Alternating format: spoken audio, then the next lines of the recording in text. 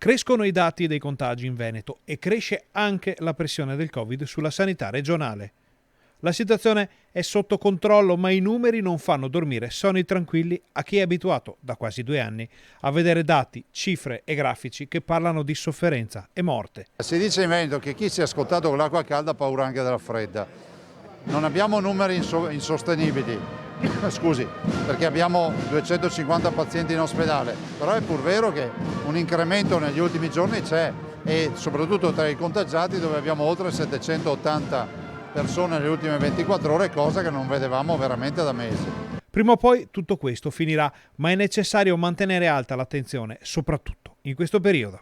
Bisogna capire che siamo ancora in pandemia e quindi non c'è poco da fare la festa come se non ci fosse un domani, e ne veniamo fuori. L'84,5% dei veneti sono vaccinati o hanno intrapreso il percorso vaccinale, e questo ci ha messo molto in sicurezza.